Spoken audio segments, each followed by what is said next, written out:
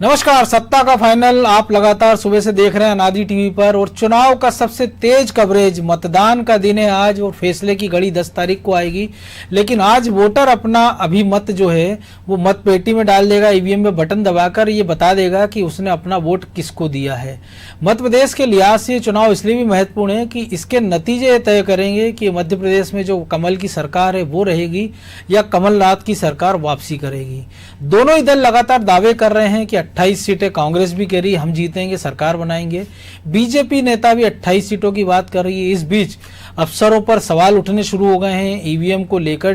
दिग्विजय सिंह ने जो ट्वीट किया है उसकी बड़ी चर्चा है कि आखिरकार एन वोटिंग के दिन ईवीएम में गड़बड़ी की बात दिग्विजय सिंह को क्यों याद आती है। हालांकि वो ये भी कह रहे हैं कि मैं 2003 से ही इस बात को दोहरा रहा हूं कि ईवीएम में गड़बड़ होती है, उसमें चिप होती है। जो वोटिंग का परसेंटेज है वो ये बता रहा है कि वोटर में बड़ा उत्साह है, घर से निकला। और इक्का दुक्का अगर सीटें छोड़ दें तो लगभग 22 से 25 सीटें ऐसी हैं जहां पर 19 से ज़्यादा का मतदान हुआ है। और वो भी तब जब कोरोना के कारण स्थितियां ठीक नहीं हैं। चुनाव आयोग ने पुख्ता इंतजाम किए हैं कोरोना से बचाव के भी और सुरक्षा के भी। इसके बावजूद ग्वालियर चंबल में फायरिंग की खबरें हैं। मेहगांव में प्रत्याशियों को नजरबंद करना पड़ा है। सरकारी मशीनरी पर भी कांग्रेस के नेता सवाल उठा रहे हैं और भी तमाम सारे चीजें हैं। और हालांकि 3 घंटे का समय वोटिंग में और रह गया है, शाम 6 बजे तक मतदान होना है। तो उम्मीद की जा रही है कि जो मतदान का प्रतिशत है वो बाकी के जो उपचुनाव हैं उसका तो रिकॉर्ड तोड़ेगा। और उम्मीद की जाना चाहिए कि जिस प्रकार से वोटर जागरूक होकर घर से निकल रहा है, कई जगह 40-45% मतदान हो चुका है, तो उम्मीद की जाना चाहिए कि 2018 के जो रिकॉर्ड था उसको भी शायद वोटर तोड़ देगा। तो ये एक अच्छी पहल इसलिए भी कही जा सकती है कि वोटर जागरूक हो रहा है, वो अपने वोट की कीमत पहचान रहा है और घर से निकल रहा है।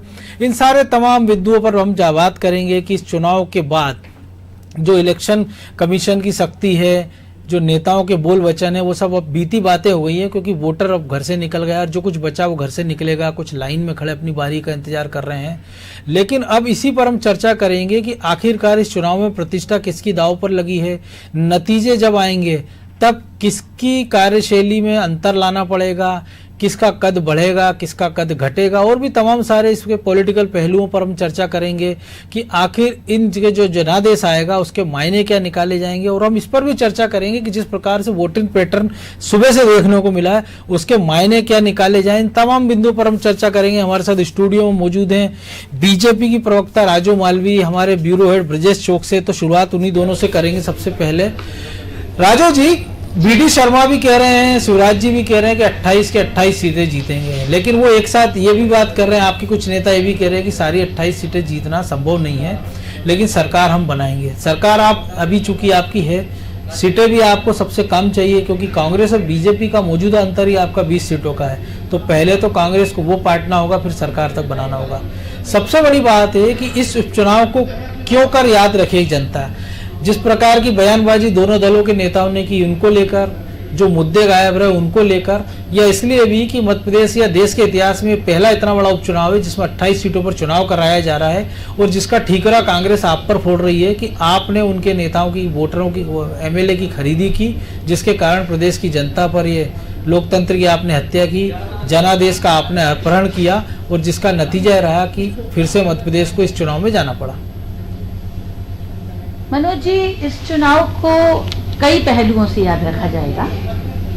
पहला पहलू तो ये होगा कि कोविड-19 की महामारी में ये चुनाव हो रहा है जी, और उसकी सारी गाइडलाइन का पालन करके ये चुनाव हो रहा है। मुझे आज सबसे सुखद बात ये नजर आ रही है कि जो कोविड-19 की व्यवस्थाएं की गई हैं, उनकी गाइडलाइन का पालन करने के हिसाब से उसके कहीं भी टूटने की कोई खबर किसी चैनल पे मैंने नहीं देखी।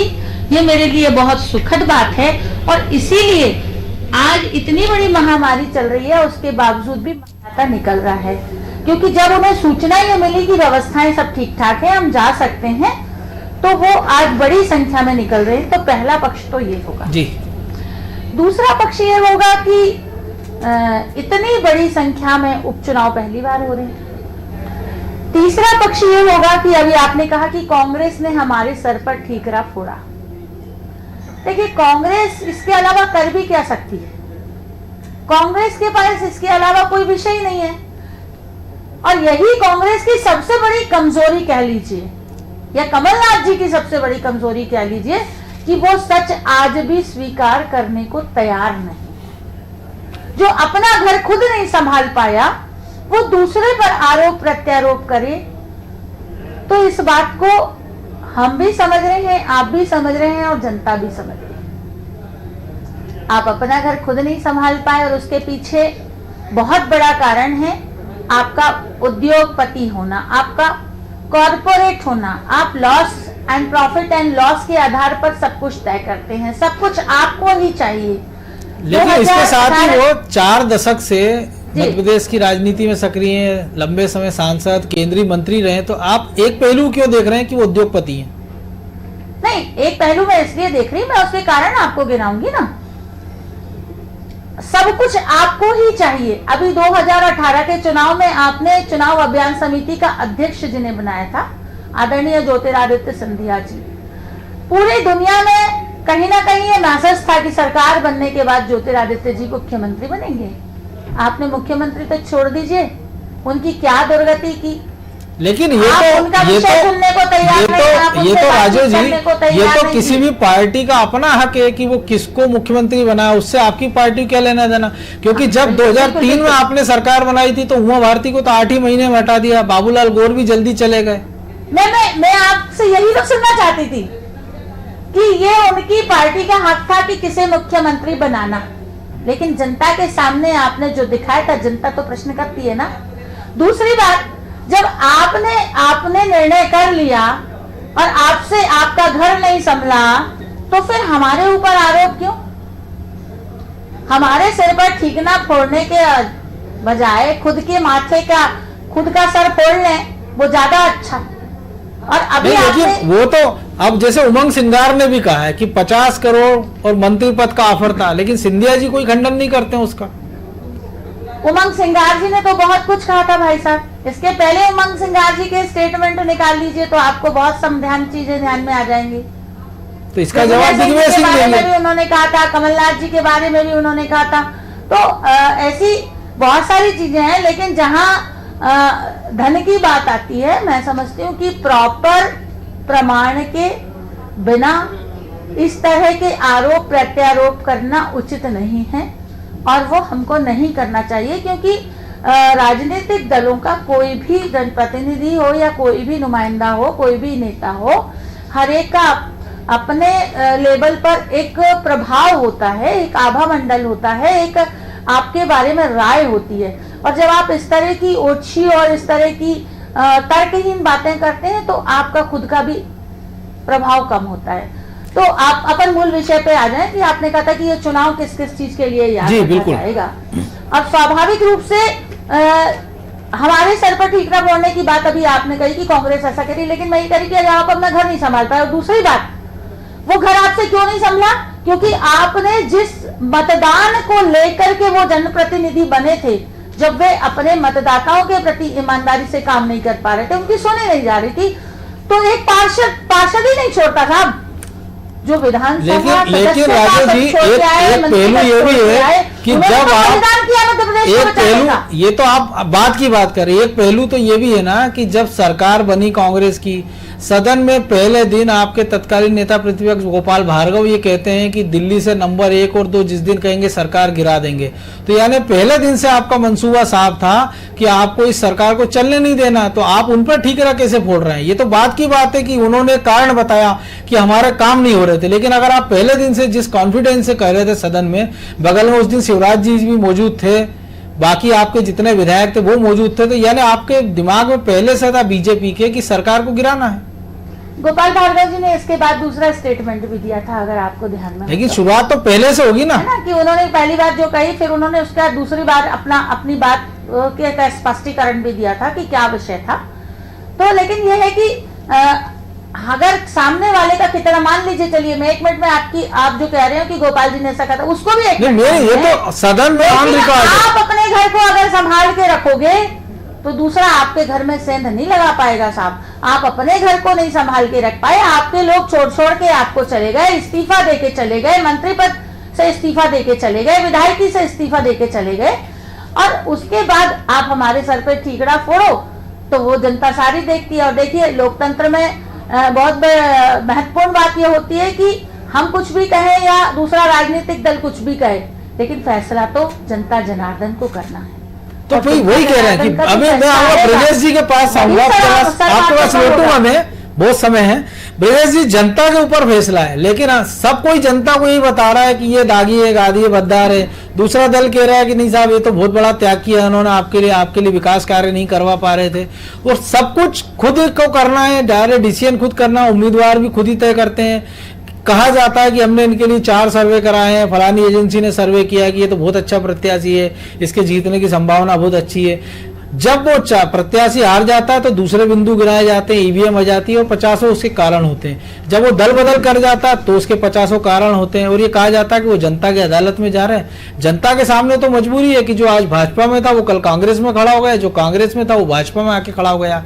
विकल्प उनके पास है नहीं। तो क्या मान लिया जाए कि एक तो सिस्टम में चेंज की जरूरत है बहुत सारे, और दूसरा अगर आप जनता पे सब कुछ छोड़ रहे हो तो ये जो मैनिफेस्टो और ये सारी चीजें बंद कर देनी चाहिए। आप अपनी जनता के बीच जाइए, जनता से पूछिए वो क्या चाहती है, उसके हिसाब से आप अपनी बात रखिए। जनता को लगेगा तो आपको चुनाव जिताएगी, हराएगी। निश्चित तौर पर मनोज जी, जनता लोकतंत्र में जनता ही सर्वोपरि है। और इस लोकतंत्र का जो महायज्ञ चल रहा है चुनाव मतदान, इसमें सब अपनी आहुतियां डालते हैं। यदि जिस तरह से हम देख रहे हैं कि प्रतिशत बढ़ रहा है मतदान का, पिछली बार जो विधानसभा के चुनाव हुए थे 2018 में 59% समथिंग था, बिल्कुल। और इस बार हम देख रहे हैं कि आंकड़ा दोपहर तक ही 53 तक हो गया है। तो ये 60-70 तक जाएगा। तो दोनों चीजें हैं मनोज जी, या तो यदि मतदाता कांग्रेस की बात तो मान रहा होगा कि गद्दारी हुई है और धोखा हुआ है, तो वो अपना आक्रोश जाहिर करके अपना उनके खिलाफ मत दे रहा होगा, या वो मान रहा होगा कि 15 माह में कमलनाथ सरकार ने कोई काम नहीं किए हैं और भाजपा की बातें मान रहा होगा, उससे सच्चाई लग रही होगी, तो वो भाजपा के पक्ष में मतदान कर रहा होगा। तो एक तरफा यदि ऐसा है, मतदाता के दिमाग में है, तो हो सकता है पूर्ण बहुमत वाली और अच्छी सरकार आपको देखने को मिले आगे। लेकिन अब मुझे ऐसा लगता है मनोज जी कि नेताओं का जो चरित्र हो गया है, उससे उनके जो आरोप लगते हैं उन आरोपों को भी भरोसा नहीं करता जब तक कोई तथ्य ना आए। यदि हम राजस्थान की बात करें, वहां पे भी इस तरह की कोशिश हुई थी, तो वहां पे मामला दर्ज हुआ था। आपने देखो गहलोत सरकार ने मामला दर्ज किया था और उन बाकायदा टैप जारी की। अपने उप मुख्यमंत्री के खिलाफ एफआईआर हुई, वो पूछताछ के लिए सम्मन जारी किया कि थाने आके पूछताछ करना। बाकायदा टैप जारी किए थे कि किस तरह से सौदेबाजी चल रही है। लेकिन मध्य प्रदेश में ऐसा कुछ नहीं है। अभी आप बीच चुनाव में जब मतदान होने वाला है तब उमंग सिंगार आरोप लगाते 50 करोड़ को, लेकिन कोई तथ्य नहीं देते हैं, कोई प्रमाण नहीं देते हैं, खंडन नहीं करते हैं। सिंधिया जी, हो सकता है बातचीत हुई हो नहीं हो, लेकिन कोई प्रमाण नहीं है अभी तक। जितने भी 35 करोड़ की बात की हो, चाहे दिग्विजय सिंह ने की हो, या कोई 25 करोड़ कहता है, कोई 35 करोड़ कहता है, लेकिन कहीं प्रमाण नहीं आया है कि पैसे लेके दल बदल किया गया है। गुजरात में एक विधायक का भी वायरल हो रहा है ऑडियो वीडियो, जिसमें कह रहे हैं 10 करोड़ मिला है। मतलब बड़े संपन्न राज्य में पैसे कम मिल रहे हैं और जो जिसको हम कहते हैं गरीब राज्य राजू जी, उसमें पैसे ज्यादा मिल रहे हैं। ब्रजेश जी, सही है, सही कह रहे हैं आप। तो इस चक्कर में ऐसा लगता है कि जो आरोप लग रहे हैं नेताओं के, इनको गंभीरता से नहीं लेते जब तक तथ्य ना हो। आंकड़े कोई कुछ भी बता सकता। आऊंगा मैं आपके पास आऊंगा। तो ये भी ऐसा ही है कि आरोप लगाया आपने। इस चुनाव में आपने देखा होगा कहां से कहां तक, किस स्तर तक गई चर्चा गई है, भाषा स्तर किस नीचे तक गया है। दोनों दलों ने, चाहे यहां से चाहे जो लोग इस साइड आए हैं, उन्होंने भी भाषा का स्तर गिराने की कोशिश की है। एक तरफ खंडन नहीं हुआ, राष्ट्रीय अध्यक्ष तक बोल रहे हैं, उनके पूर्व राष्ट्रीय अध्यक्ष राहुल गांधी, कि भाई ये अनुचितहीन है, वो मतलब औचित्यहीन है, और इससे मैं इत्तेफाक नहीं रखता हूं इस शब्द से। इसके बाद भी उनके नेता अड़े रहते हैं और वो संसदीय शैली में चले जाते हैं कि वहां ऐसा बोलते हैं, इसको आइटम। अभी हमारे साथ कांग्रेस प्रवक्ता मिथुन अग्रवाल भी जुड़े, उनसे भी इस सवाल का जवाब लेंगे। बिल्कुल मिथुन जी, जो कुछ अभी आपने चोकसी जी को सुना होगा, और राजू जी का ये कहना था, चूंकि आप चर्चा में थोड़ा सा लेट जुड़े, कि आप अपना घर नहीं संभाल पाए और आपके विधायक बीजेपी में चले गए।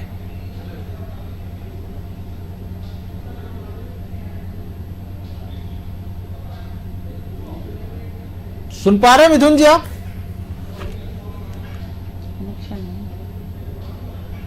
लगता है कुछ तकनीकी कारण से हम उनके पास फिर से जाने की कोशिश करेंगे। मिथुन जी, आवाज आ रही है आपको? हाँ, मुझे आवाज आ रही है। मिथुन जी, राजू जी, चूंकि आप थोड़ा सा विलंब से जुड़े हैं, तो राजू जी का यह कहना था कि जो विधायक आपकी पार्टी के टूटकर कांग्रेस छोड़कर बीजेपी में गए, मंत्री विधायक, वो आप अपना घर नहीं संभाल पाए, इसलिए ये लोग बीजेपी में चले गए। मेरी आवाज आ रही है आपको? जी हाँ, बिल्कुल आ रही है जी। देखिए, कई बार ऐसा भी होता है कि घर में कुछ ऐसे लोग होते हैं जो घर में रिश्तेदारों के बीच आग लगाने का काम करते हैं। आज के परिप्रेक्ष्य में यदि आप बात करें तो आप समझ रहे होंगे कि ये बहुत ही प्रैक्टिकल चीज है।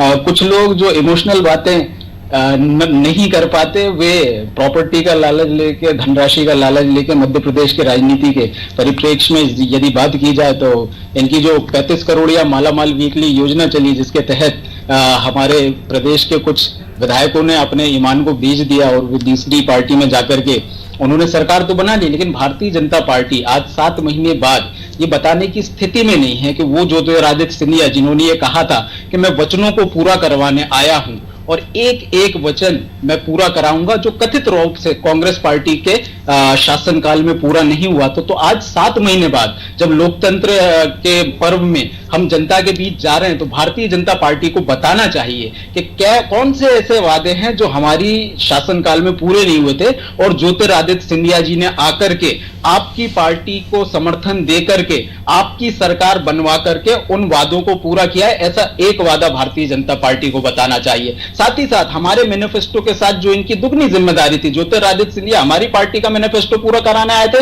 तो शिवराज जी उनकी पार्टी का मैनिफेस्टो कराए थे। तो उनकी पार्टी का ऐसा कौन सा मैनिफेस्टो है जिसको कि जनता ने 2018 में रिजेक्ट भी कर दिया था?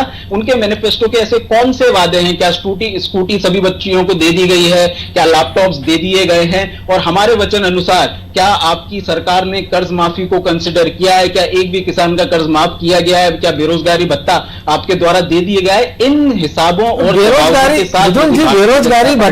बेरोजगारी भत्ता तो आपने भी नहीं दिया। और एक और सवाल इसी से जुड़ा, चूंकि आपने जिक्र किया है कि सबसे पहले कमलनाथ जी ने कहा था कि बीजेपी के 2 दर्जन विधायक उनके संपर्क में है। नारायण त्रिपाठी, हमने देखा कि जब सरकार बचाने गिराने का खेल चल रहा था तो वो लगातार सीएम हाउस में आते जाते थे। शरद कोल का इस्तीफा मंजूर भी हुआ, खारिज भी हुआ। तो शुरुआत तो आपने की, तो क्या मान लिया जाए उन दोनों को भी पैसों का लालच दिया? मालावाल वीकली ऑफर आपने भी दिया, लेकिन उनकी स्कीम ज्यादा अच्छी थी आपकी स्कीम से। नहीं, हमारी स्कीम तो प्रदेश के विकास को देने की थी। और आप देखेंगे कि जितने भी विधायक होते हैं वो सरकार के साथ जाना पसंद करते हैं, चाहे वो ऐसी पार्टी के हों जो विपक्ष में और वहां उनकी सुनवाई नहीं हो रही है, चाहे वो बहुजन समाज पार्टी। भाई सदन, हमारी सरकार सदन में नारायण त्रिपाठी, शरद कोल तो आप ही के सरकार के साथ गए सबसे पहले। हाँ, वही मैं कह रहा हूं ना, लेकिन उन्होंने हमारी सरकार गिराई नहीं, ना ही उन्होंने कोई दूसरी सरकार गिराई। लोकतंत्र में जिस पार्टी को जिम्मेदारी मिलती है 5 साल जनता की सेवा करने की, उस पार्टी को पास यदि कोई जाता है बिना इस्तीफा दिए हुए, बिना अपनी सदस्यता त्यागे या बिना किसी सरकार को गिराए हुए, बिना जनता के जनतंत्र के द्वारा हासिल निर्णय को पलटे, तो वो विधायक वो उसकी विचारधारा समझी जा सकती है। लेकिन जो लोग गद्दारी करते हैं, जो केवल सत्ता इसलिए पलट देते हैं कि उनका व्यक्तिगत अहम उनके आड़े आ गया था, उनके महाराज का अहम आ गया था, या जिन्होंने 35 करोड़ रुपया ले लिया है, लोकतंत्र में उसे गद्दारी कहा जाता है। तो जिन लोगों ने गद्दारी किया है, चंबल ग्वालियर की जनता और प्रदेश में जहां जहां उपचुनाव है उनकी वहां पर उनको तो जवाब मिलेगा। लेकिन भाजपा से मेरा प्रश्न यह था कि जिस आधार पर नारायण त्रिपाठी जी अपने पास जिला बनवाने आए थे, हमारी सरकार होती हम बनवा देते, उन्होंने इस्तीफा तो नहीं दिया, उन्होंने भाजपा को धोखा तो नहीं दिया, वो तो सरकार से अपना काम कराने आए थे। लेकिन कांग्रेस को धोखा तो उन्होंने भी दिया, आपको भी पता है। एक कांग्रेस की विधायक थे, बाद में किन परिस्थितियों में बीजेपी में आए, कैसे उपचुनाव हुआ, ये भी आपको पता है। लेकिन उन्होंने कौन सी सरकार पलटी? उन्होंने जनमत को कहां पलट दिया? जनता का जो फैसला था उसको तो किसी ने नहीं पलटा। जिन्होंने पलटा, हम उनके खिलाफ ये चुनाव। आपने एक और चीज कही मिथुन जी कि अहम आड़े आ रहा था सिंधिया का, तो हम चाहेंगे आप दर्शकों को बताएं कि उनका क्या अहम था। और एक इतनी बड़ी पार्टी जिसके ऊपर 7 करोड़ लोगों की अपेक्षाओं की जिम्मेदारी थी, जब वो एक आदमी को संतुष्ट नहीं कर पाए तो वो 7 करोड़ लोगों को कैसे संतुष्ट करते 5 साल में? जब मांगे रियलिस्टिक होती हैं तो आप किसी को भी संतुष्ट कर देते हैं। लेकिन अगर किसी को चांद पे प्लाट चाहिए और मंगल ग्रह पे उसको अपना घर बनाना है, एक दिन में उस व्यक्ति को ये चाहिए कि हम अतिथि विद्वानों को नियमित कर दें बिना हमारी किसी फाइनेंशियल मिनिस्ट्री से पूछे हुए, तो वो अनरियलिस्टिक वादे जब हमने कहा कि हम नहीं पूरा कर सकते तो वो दूसरी पार्टी में गए। तो तब उन्हें वहां जाकर के पता चला कि ये जो वादे हैं ये 7 महीने में भी पूरे नहीं हो सकते हैं। यही उनका अहम आड़े आ रहा था कि जो मैं बोलूं, जब मैं बोलूं तभी वो बात पूरी हो जानी चाहिए। सरकार चलाना एक लंबा काम होता है। जो वादे हमने 5 साल के लिए पूरे करने की बात कही थी वो हम 5 साल में करते। जो वादे हमने 10 दिन का कहा था 10 दिन में हमने वो लेटर निकाला। लेकिन अगर उनको उस लेटर के साथ उस 10 दिन के कार्यकाल के अंदर जो हमने काम किया था, यदि वो उससे असंतुष्ट थे, 11वें दिन सरकार छोड़ करके चले जाते। ऐसा कैसे संयोग बना कि उनके समर्थक जो जितने विधायक हैं वो सरकार छोड़ के तब गए जब वो चुनाव हार गए और जब उनके राज्यसभा में जाने की बारी आई। ये संयोग जनता भली भांति जानती है।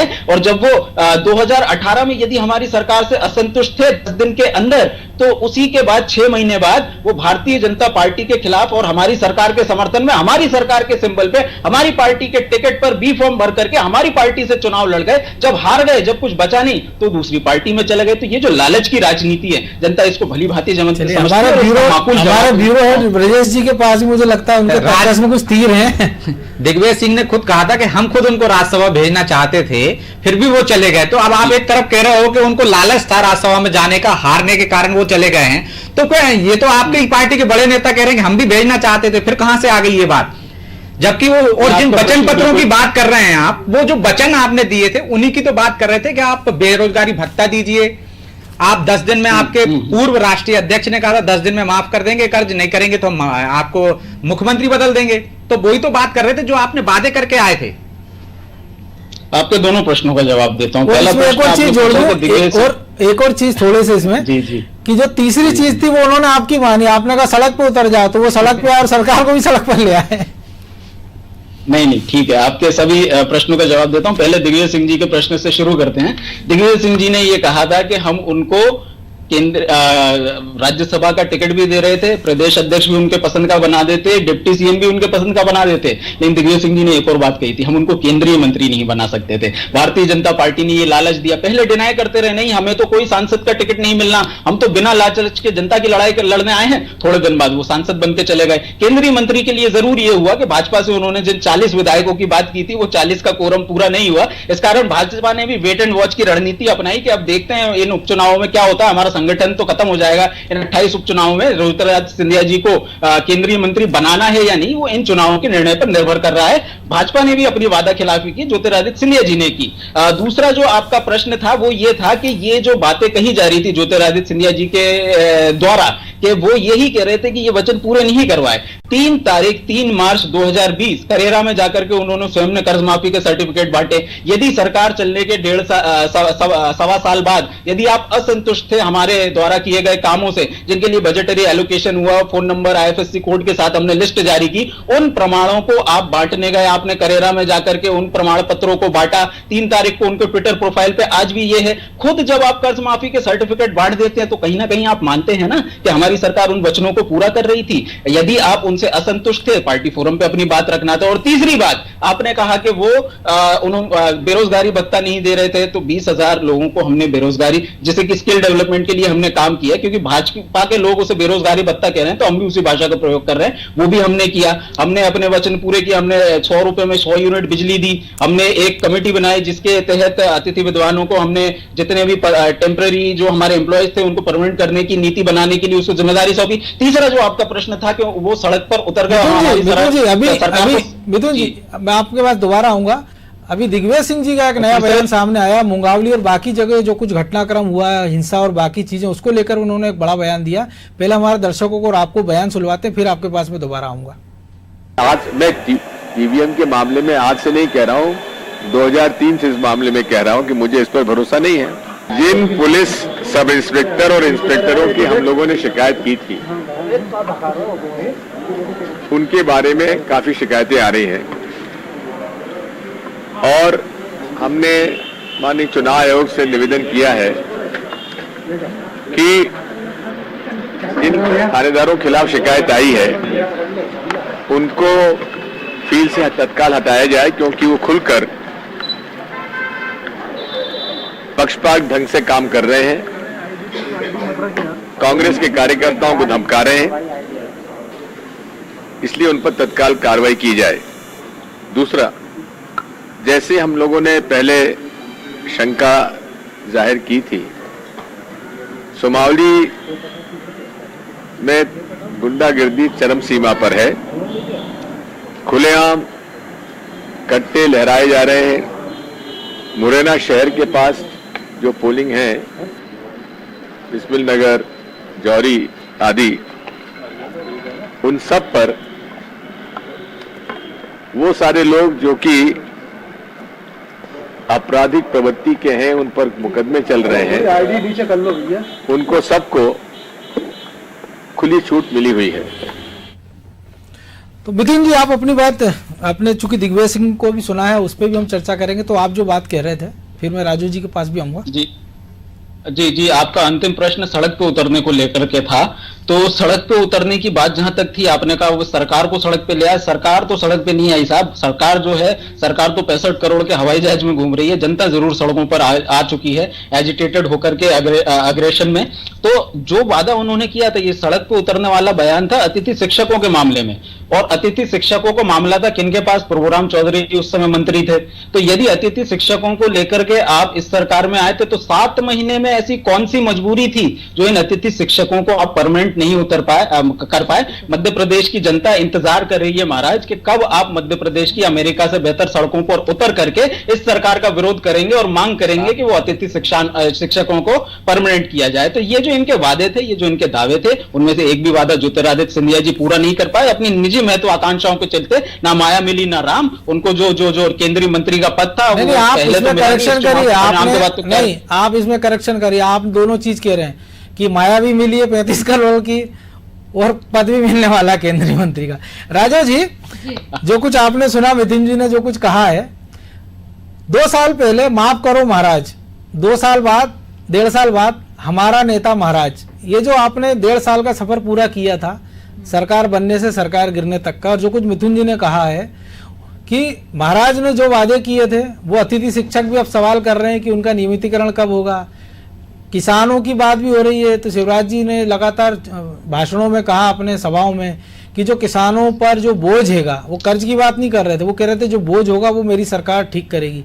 तो क्या इसको ऐसे देखा जाए कि सरकार किसान कर्ज माफी का 3रा या 4था चरण जो भी है वो शुरू करेगी, और जो कुछ कमिटमेंट के साथ दिग्विजय जो सिंधिया आए थे वो वादे पूरे किए जाएंगे? पहले तो मैं ये बता दूं कि मिथुन जी मुझे लगता है कि भविष्य वक्ता हैं, और मिथुन जी सब अंदर की बातें जान लेते। जो बातें मुझे नहीं पता वो मिथुन जी को पता है। नहीं, जो भविष्य वक्ता अंदर की बात जानने वाला 2 अलग लोग होते हैं। और भविष्य भी जानते हैं और भूत भी जानते हैं, सारे मिथुन जी जानते हैं। क्योंकि जो बात मुझे नहीं मालूम, जो भारतीय जनता पार्टी की प्रवक्ता को नहीं मालूम, वो कांग्रेस के प्रवक्ता को मालूम है। तो इनकी विद्वत्ता को मैं पहले प्रणाम करती हूँ कि इनको पता था कि 40 लोग होंगे और ऐसा होगा और वो। आपके लिए तो खुशखबरी है, अभी 14 और बचे हैं, इसका मतलब। तो सुनिए, तो अभी इसलिए और अगर वाकई आपने पैसे, और वाकई अगर आपने पैसे दिए होंगे कांग्रेस के प्रवक्ता के लिए उचित नहीं राजू जी, और अगर वाकई आपने पैसे दिए होंगे तो इन 14 के लिए भी आपको फंड का इंतजाम करना होगा, क्योंकि बचे हुए। भारतीय जनता पार्टी किसी को पैसा नहीं देती। भारतीय जनता पार्टी की रीति नीति से प्रभावित होकर वे भारतीय जनता पार्टी में आए। हाँ, दलाली का अड्डा बना था वल्लभ भवन, वहां ट्रांसफर उद्योग चला था, और जो ईडी ने कार्रवाई की थी वो 231 करोड़ निकले थे ना, जिसने इकट्ठे किए थे, वो तो स्पष्ट रूप से दिखा था। तो ये जो चीजें, दूसरी बात मिथुन जी ने कहा कि, और आपने भी प्रश्न किया कि ज्योतिरादित्य जी ने ऐसा कहा था। ज्योतिरादित्य जी ने ये कभी नहीं कहा कि भारतीय जनता पार्टी में जाके कांग्रेस के वचन पत्र को मैं भारतीय जनता पार्टी से पूरा करवाऊंगा, ऐसा कभी नहीं कहा है ना, और ना ही वो ऐसा कह सकते। तो आप ये कहना चाह रही हैं कि ज्योतिरादित्य सिंधिया ने जो वादे किए थे वोटरों से या सरकारी कर्मचारियों से, वो बीजेपी पूरे नहीं करेगी? भारतीय जनता पार्टी परिवार के वे वरिष्ठ सदस्य हैं। भारतीय जनता पार्टी का मैनिफेस्टो, भारतीय जनता पार्टी की रीति नीति के बारे में आज वे बात करते हैं और उसी पर वे काम करते हैं। तीसरी बात, इन्होंने अभी कहा कि प्रभुराम चौधरी जी के पास था। मिथुन जी, अपनी जानकारी थोड़ी अपडेट कर लीजिए। ये अतिथि विद्वान कॉलेज के प्रोफेसर थे और उच्च शिक्षा मंत्री आपके जीतू पटवारी जी थे। और जीतू पटवारी जी ने ये कहा था जब आपकी सरकार नहीं बनी थी और आंदोलन चल रहा था उनका, कि हमारी सरकार आई और मैं उच्च शिक्षा मंत्री बना तो पहली कैबिनेट की बैठक में तुम्हारा निर्णय कराऊंगा। तो यानी आपके हिसाब से भविष्य वक्ता तो जीतू पटवारी और सही भविष्यवाणी की कि चुनाव जीतने के बाद उच्च शिक्षा मंत्री बनूंगा। आऊंगा मिथुन जी, आपके पास भी आऊंगा। काम भी नहीं किया, वचन पत्र भी वचन भंग पत्र हो गया। तो ये जो चीजें हैं थोड़ी सी अपडेट कर लें मिथुन जी। तो चलिए आप ही से पूछ लेता हूँ मैं राजो जी कि इन 7 महीने में वो 7 वादे आप बता दीजिए जो आपकी पार्टी ने आपने वचन संकल्प पत्र में किए थे जो पूरे हो गए हों। देखिए, हमारी सरकार जब आई, जिस दिन मुख्यमंत्री जी ने शपथ ली उस दिन कोविड की महामारी शुरू हो चुकी थी और कांग्रेस आईफा में लगी थी। कांग्रेस की कोविड को लेकर के कोई तैयारी नहीं थी। नहीं, उनके विधानसभा अध्यक्ष तो 16 मार्च को ही कहते हैं कि कोरोना के कारण सदन अनिश्चितकाल के लिए स्थगित कर दिया जाए, तब आपके नेता कहते हैं कि कोई कोरोना नहीं है। मैं बता रही हूँ मनोज जी, जो चीज 16 मार्च को उन्होंने कही थी और जिस कारण से कही थी वो बहुत स्पष्ट था कि किस तरह से बहानेबाजी की जा रही थी, तो इसीलिए हमारी ओर से ये बात उठाई गई थी। लेकिन कोरोना की जो तैयारी थी, कोरोना को लेकर के आगे जो परिस्थितियां बनने वाली थी, वो तैयारी कांग्रेस ने बिल्कुल नहीं की थी, वो आईफा में लगी थी।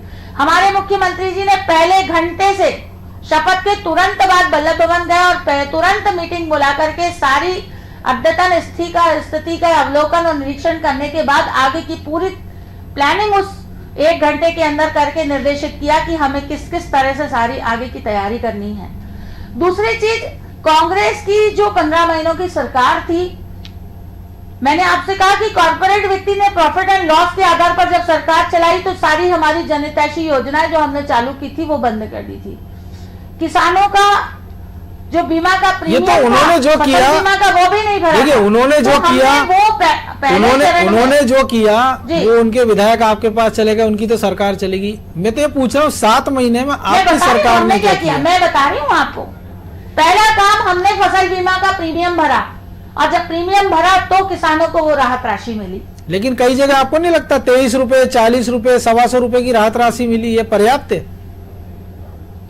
वहां पे जो आकलन हुआ होगा उस आधार पे वो राशि मिली है। लेकिन जितना फसल बीमा का प्रीमियम हमने, मैं 1 मिनट आपको रोक रहा हूँ ब्रजेश जी, इसका जवाब मैं आपसे चाहूंगा क्योंकि आप खेती किसानी को बड़े बारीकी नजर से आप देखते हैं कि क्या इतना कम प्रीमियम कोई किसान भरता है कि जिस हिसाब से उसको मुआवजा मिलता है, तो फिर उसको फसल बीमा लेने का फायदा क्या है? भरता है नहीं, मैं ब्रजेश जी से सुनूंगा, आपके पास आऊंगा बहुत समय। आकलन जिस स्तर पे हुआ होगा, तो आकलन तो वही अमला करता है ना, सरकारी अमला तो सरकारी आकलन करता है और आकलन करने की गड़बड़ी है या तकनीकी गड़बड़ी है, इतना कम मुआवजा तो मिलना ही नहीं चाहिए। तो वैसे ही हुआ जैसे कर्ज माफी में कई किसानों को 500 रुपए मिले, किसी को 300 रुपए मिले, जिसको आप मुद्दा बनाते हो भाजपा। और भाजपा के शासन में जी जो प्रीमियम भर रहा है, किसी भी किसान की 2 एकड़ जमीन होगी तो मिनिमम उसका प्रीमियम तो 1000 रुपए भराएगा ही ना, और सरकार अलग देती है उसकी प्रीमियम की राशि, एक हिस्सा सरकार देती है। तो उसको कम से कम मिनिमम यदि अपन सोचें तो 5000 10,000 तो मिलना ही चाहिए। लेकिन यहाँ तो 30-40 रुपए मिल रहा है, तो ये तो बहुत ही गंभीर बात है कि उसका आकलन सही नहीं हुआ है, सरकारी स्तर पर कोई त्रुटि हुई है। जी जी राजू जी, फसल बीमा की राशि बीमा कंपनी देती है और उसमें भी पिछले समय हमारी सरकार जाने से पहले एक संशोधन हुआ था। अगर आपको उस कंपनी का चयन सरकार करती है, उसकी शर्तें सरकार देती है, उसके आंकड़े सरकार देती है, उसके नियम सरकार बनाती है कि ये इसके पैरामीटर रहेंगे, इसी हिसाब से आपको काम करना है। नहीं, उस चीज को ही ध्यान में रख के हमने उसमें परिवर्तन किया था। आपको अगर ध्यान हो तो ये परिवर्तन चुनाव के पहले ही, कुछ समय पहले ही वो हुआ था और मुझे लगता है वो अब उसमें लागू भी होंगे। इन्होंने संबल योजना बंद की, हमने संबल योजना को चालू किया। इन्होंने कन्यादान योजना, लेकिन उस संबल योजना में जो फर्जीवाड़ा पकड़ने की बात महेंद्र सिसोदिया कह रहे थे, वो अब आपकी पार्टी से चुनाव लड़ रहे हैं। देखिए, अगर कहीं हमारी माननीय मुख्यमंत्री जी ने उस समय भी कहा था कि कहीं कोई भी चीज में गलती अगर पाई जाती है तो उस पर कार्रवाई करिए, उसमें कहीं कोई दिक्कत नहीं थी। लेकिन जो जरूरतमंदों के लिए योजना बनाई गई है, आप उनसे उन्हें वंचित कर देंगे। आपने कन्यादान योजना में 51,000 रुपए कर दिए। पाप किया मुख्यमंत्री जी ने, कमलनाथ जी ने, ऐसा करके कि एक भी बेटी को 51,000 रुपए नहीं दिया। आप कहते हो तो हमसे पूछ के किया था क्या? आपने जो 7 महीने में किया, मेरे ख्याल से अभी तक आप वहां पहुंचे नहीं है जी। 7 महीने में आप जो बता रही थी कि बीजेपी सरकार ने जो कुछ किया था 7 भैया, वही तो कह रहे हैं, हम लगातार उन सारी व्यवस्थाओं को अपडेट करते हुए सारी योजनाओं को हम लागू करने का काम कर रहे हैं। आज एक एक चीज हम संभाल रहे हैं, क्योंकि 15 महीने में इन्होंने तो एक ही रोना रोया, पैसा नहीं है, पैसा नहीं है, पैसा नहीं है। लेकिन हमारे यहाँ तो आज आप देखिए कि हर चीज को वापस से चालू किया जा रहा है। आज संबल योजना चालू हो गई है, आज लाडली लक्ष्मी चालू हो गई है, आज कन्यादान योजना को लेकिन ये जो सारी स्कीम्स भी चालू हो जाएगी, ये सारी स्कीम्स हमने, और आपने जो बात कही थी ना, ये जो आप कह रहे हैं पैसे का, ये सारी स्कीम्स तो कर्ज लेके चल रही है। ऐसा तो नहीं कि पार्टी फंड से उसमें पैसा दिया जा रहा है। पार्टी फंड से तो पैसा कोई देती नहीं है। वही तो आप कह रहे हैं ना कि पैसा नहीं है। मनोज भैया, पार्टी फंड से कोई सरकार पैसा देती है क्या? इसलिए तो आपसे कह रहा हूँ। लेकिन सरकार को अपने घर को चलाने के लिए अपनी व्यवस्थाएं करनी पड़ती हैं, अपनी योजनाएं बनानी पड़ती हैं, आएगा कहां से, जाएगा कहां, वो सारी जो चीजें हैं। लेकिन आप देखिए ना, 15 महीनों की जब सरकार चली तो आईफा के लिए पैसा बहुत था कमलनाथ जी के पास, अपने घरों के रंग रोगन के लिए करोड़ों रुपए निकल गया था, लेकिन बाकी लोगों के लिए पैसे की कमी काम तो वो आपके मंत्रियों के आ रहे हैं, रंग रोगन वाले बड़े बड़े बंगले। मिथुन जी, एक और चीज में आऊंगा राजू जी आपके पास। मिल गए, सजवाए उनने थे, मिल इनको गए। और दूसरा, राजू जी आरोप लगा रहे हैं कि कोरोना की वजह से, तो कोरोना में तो कोरोना वाले जो मंत्री थे, स्वास्थ्य मंत्री, वो तो इन्हीं के पाले में जाके बैठे हुए थे। बिल्कुल, जिनके पास जिम्मेदारी थी कोरोना से निपटने। मुखिया क्या कर रहा था? अगर मुखिया को तो पहले दिन मालूम पड़ गया था ना कि वो सामने वाला व्यक्ति इस्तीफा दे रहा है, तो मुखिया अपना घर नहीं संभालेगा। मिथुन जी, मुखिया की गलती है। दूसरा एक और बात है, बार बार बीजेपी कहती थी कि इन 15 महीनों में वल्लभ भवन भ्रष्टाचार का अड्डा बन गया था। तो जो ब्यूरोक्रेसी शिवराज जी के समय थी, वो आपके समय भी उसी वल्लभ भवन में रही, इनकी सरकार में भी वही रही है। तो क्या ये जुबानी जमा खर्च है कि वो अड्डा बन गया था, या वाकई इसमें कुछ गंभीरता है? पहले एक संशोधन से शुरू कर। जी, आवाज आ रही है आपको? हाँ, आ रही है।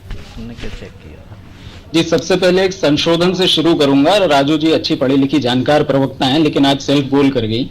उन्होंने ये कहा कि मैंने गलत बोल दिया, मैंने अतिथि शिक्षकों की बात कर दी। देखिए राजू जी, 3 तरीके के अतिथि मध्य प्रदेश में है। एक अतिथि विद्वान, एक अतिथि शिक्षक, और तीसरा अतिथि कौन है मैं बताता हूँ। पहले अतिथि है अतिथि शिक्षक, जिनके लिए जो कि प्रभुराम चौधरी जी जिनका मंत्रालय संभालते थे, जिनके लिए टीकमगढ़ की सभा में ज्योतिरादित्य सिंधिया ने कहा था कि मैं आपके लिए सड़कों पर उतरूंगा। तो मैंने बिल्कुल सही बात कही थी, आप उसको अतिथि विद्वानों पर ले गई। अतिथि विद्वानों का जो मामला था जीतू पटवारी जी के पास था, रोज आप उनका विरोध करते थे, जब आप सरकार में आए तो आपने किया नहीं। ये हो गए 2 तरीके के अतिथि। और तीसरे तरीके के जो अतिथि हैं वो हमारे अतिथि मुख्यमंत्री हैं, जो स्वयं को टेम्पररी सीएम बता चुके हैं और झोला टांग के 10 तारीख को शाम 4 बजे राज्यपाल को इस्तीफा देने जाएंगे। मंत्री और मुख्यमंत्री तो सारे टेम्पररी होते हैं, मंत्री मुख्यमंत्री विधायक सारे स्वीकार भी किया। लेकिन एक और चीज है, मैं आपको बताऊंगा, एक थोड़ा सा एक अपडेट दर्शकों को दे दें कि मुंगावली में कुछ घटनाक्रम हुआ है, जिसके कारण कलेक्टर को वहां का दौरा करना पड़ा है। सुरक्षा व्यवस्थाओं का उन्होंने जायजा लिया है, चुनावी इंतजाम का भी उन्होंने जायजा लिया है। और बात हो रही थी मिथुन जी अतिथि शिक्षकों की, तो ये अतिथि आपको नहीं लग रहा कि मध्य प्रदेश की राजनीति में एक बड़ा अहम मुकाम है कि आपके 16-18 लोग अतिथि बन जाते हैं बीजेपी के, कभी मानेसर चले जाते हैं, बेंगलोर चले जाते हैं, सरकार गिर जाती है। तो ये अतिथि बहुत तकलीफ दे रहे हैं आपको। नहीं, अतिथि तो अपनी मर्जी से आता है, अपनी मर्जी से जाता है। ऐसा तो नहीं होता तो कि अतिथि को आप ले जाकर के होटल में बंद कर दें, उनसे फोन छीन लें, उनसे इंटरनेट छीन लें, उनसे टीवी छीन लें। अगर आप घर के परिवार से नहीं तो वो कैसे अतिथि थे ये जाने। अतिथि देवो भव की शायद यही परंपरा भाजपा में होती होगी। खैर, आपने मुझसे पूछा कि पिछले 15 महीनों में वल्लभ भवन दलाली का एक अड्डा बन गया था। मतलब जितने आईएएस अशोकनगर कलेक्टर मुंगावली पहुंचे हैं, बड़ा कांटे का मुकाबला चल रहा है वहाँ। उन्होंने चुनाव के इंतजामों का जायजा लिया और क्या कुछ कहा उन्होंने, पहले हम अपने दर्शकों को और आपको सुनवाते, फिर इस चर्चा को हम आगे बढ़ाएंगे। कि जो भी तथ्य हमारे संज्ञान में आ रहा है, किसी भी माध्यम से आए, चाहे सोशल मीडिया से आए या अन्य कहीं से आए, उस पे जो है पुख्ता कार्रवाई की जा रही है और जो भी नियमों का उल्लंघन करेगा उस पे जो है सख्ती की जाएगी। कहीं कहीं अंदर पोलिंग एजेंटों को दिखाया, सिर्फ एक ही पार्टी पोलिंग एजेंटे और अन्य पार्टी को पोलिंग एजेंटे वहां रखा जा रहा है। नहीं, ऐसा कहीं पे भी नहीं है, सभी एजेंटों के समान अधिकार है, एक जैसा ही है। आप इस केंद्र पे भी देख के आएंगे, अभी तक हमने कम से कम 50 केंद्र देख लिए। सभी जगह जो है दोनों पार्टियों के और निर्दलीय प्रत्याशियों के एजेंट भी एक साथ बैठे हैं। नहीं, कोई समस्या नहीं। सब पूरे अशोकनगर जिले में 2 विधानसभा में जो चुनाव है उसमें शांतिपूर्ण और मतदान चल रहा है सब जगह, और पूरी तरीके से सभी पुलिस बल से लेकर सारा प्रशासन का अमला पूरी तरीके से मुस्तैद है और अपनी ड्यूटी कर रहा है। लगभग आधा समय पूर्ण हो गया है और आधा लगभग बाकी है। तो इसमें लगातार व्यवस्था लगी हुई है और सभी जो भी अधिकारी कर्मचारी इसमें लगे हुए हैं वो अपनी बढ़िया तरीके से ड्यूटी कर रहे हैं। तो आपने सुना एसपी और कलेक्टर अशोकनगर, और जो कुछ आरोप लग रहे थे कि एक ही पार्टी के एजेंट को, हालांकि ये बताया नहीं गया कि कौन सी पार्टी पर आरोप लग रहे थे। मिथुन जी, आप अपनी बात कंटिन्यू करिए। जी, जो आप बात कह रहे थे कि, और राजू जी ने भी जो आरोप लगाया कि मध्य प्रदेश दलाली का अड्डा बन गया था, तो हमने तो करीब 75% आईएएस के तबादले कर दिए थे। मध्य प्रदेश में कुछ 400 के करीब आईएएस अधिकारी हैं। तो राजू जी बताएं कि यदि रिश्वत लेना पाप है और रिश्वत देना भी पाप है, तो 6 मंत्री जिन्होंने रिश्वत ली उनको आपने अपनी पार्टी में शामिल करके क्या कार्रवाई की, और वो आईएएस आईपीएस अधिकारी जिन्होंने रिश्वत दी, जो कि कानून के अनुसार अपराध है, पिछले 7 महीने में ऐसे 7 अधिकारी जिनके ऊपर आपने कार्रवाई की हो, उनका जरा नाम बता दीजिए।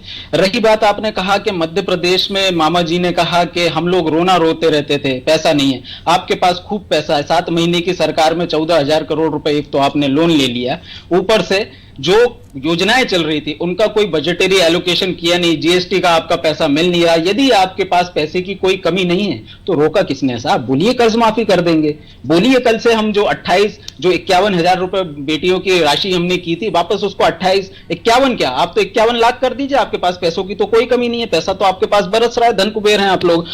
बीजेपी के लोगों को नहीं मालूम, खैर वो पुरानी बात हो, रीति नीति की बड़ी बात हो रही थी। ये जो लोग हैं हमारी रीति नीति के अनुसार हैं, इस कारण हमने चेक कर लिया, ये हमारी विचारधारा से सहमत है। इसीलिए शायद इमरती देवी जी आई, उन्होंने कहा कि मैं आंगन, ये भारतीय जनता पार्टी की रीति नीति के अनुसार उन्होंने बयान दिया होगा। बिसाहू लाल जी अपनी बंदूक निकाल करके तमंचे पे डिस्को करा रहे हैं, इनके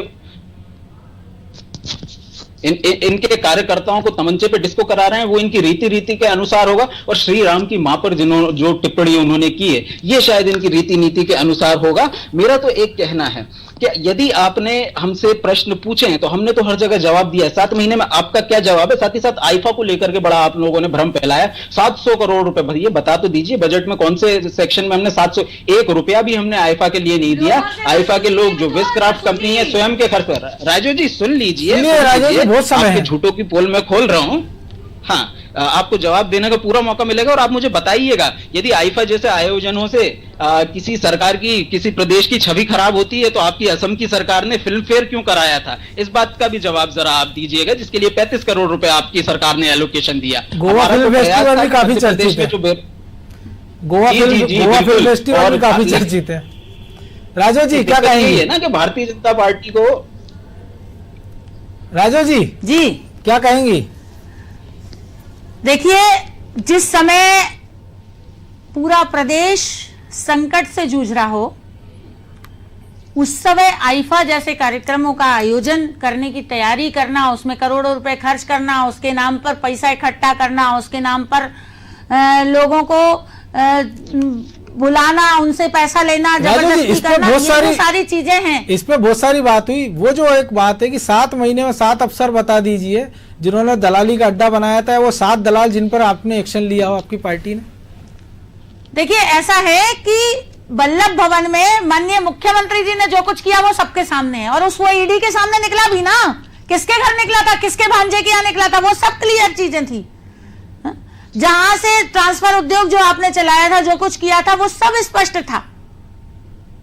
और मुख्यमंत्री जी के इशारे के बिना तो उंगली नहीं हिली ना कहीं, तभी तो लोगों को, मंत्रियों तक को काम करने नहीं दिया गया, तब तो वो आपको छोड़ के गए।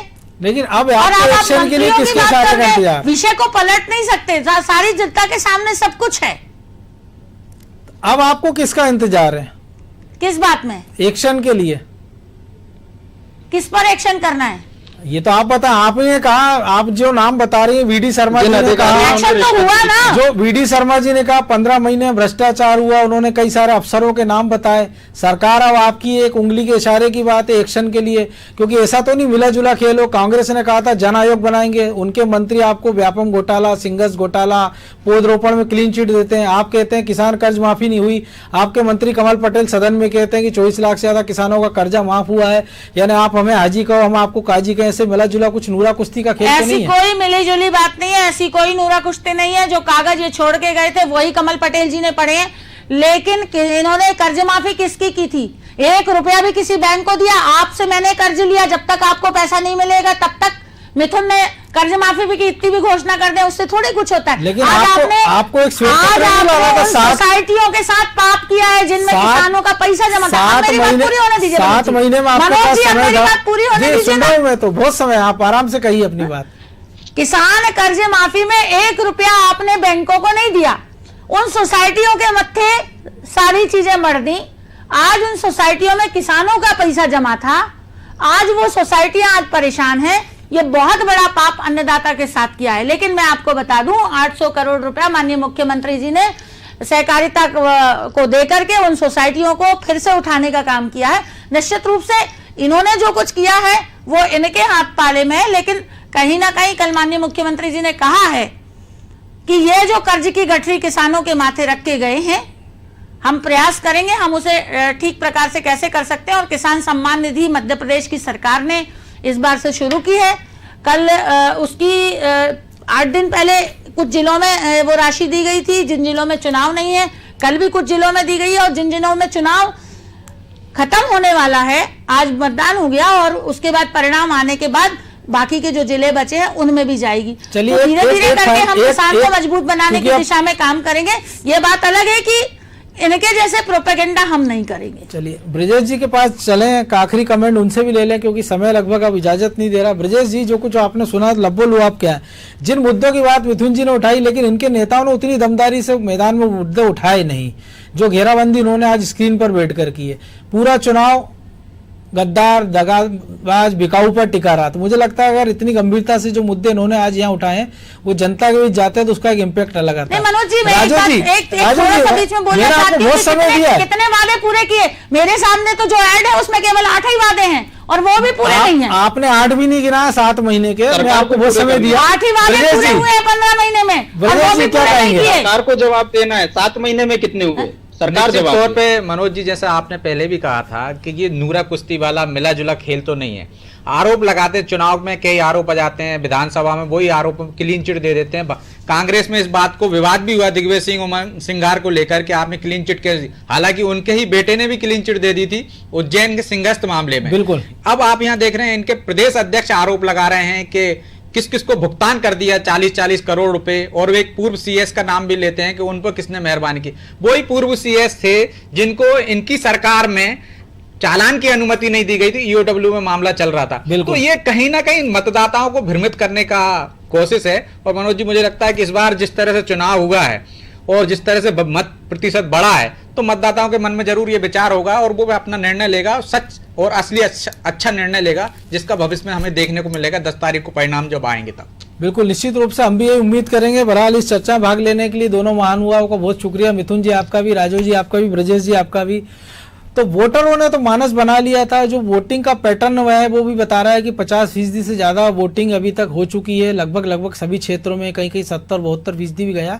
और इक्का दुक्का शहर ऐसे भी है, गोहद की सीट है या ग्वालियर है कि जहाँ 40% के आसपास मतदान है और अगले 2 घंटे निर्णायक साबित होंगे तो हो सकता है मतदान बढ़े। लेकिन सबसे बड़ी बात है कि पूरे चुनाव में बीजेपी के पास 7 महीने का समय था जब सरकार बनी थी उनकी, उसके बाद से जो लोग इस्तीफा देकर आए थे उनके पास पर्याप्त समय था। कांग्रेस ने थोड़ी सी देरी से शुरुआत की, लेकिन पूरा चुनाव वो कहीं ना कहीं व्यक्तिगत आरोप में घिरा रहा, एक दूसरे पर आरोप लगाए गए और ऐसे मुद्दे उठाए गए जिसका जनता से कोई सरोकार नहीं था। अब चूंकि वोटर जिन्होंने अपना वोट का उपयोग कर लिया है या जो वोट का उपयोग करने वाले हैं, हमारी उनसे यही गुजारिश है कि वो जब भी वोटिंग करने जाएं तो वो उन चीज़ों का ध्यान रखें कि उस प्रत्याशी को चुने जो उनके हितों की बात करे, जो उनसे जो वादे करता है उस पर वो खरा उतरे। तो सत्ता के फाइनल में अभी इतना ही, मुझे दीजिए इजाजत और आप देखते रहिए अनादि टीवी। नमस्कार।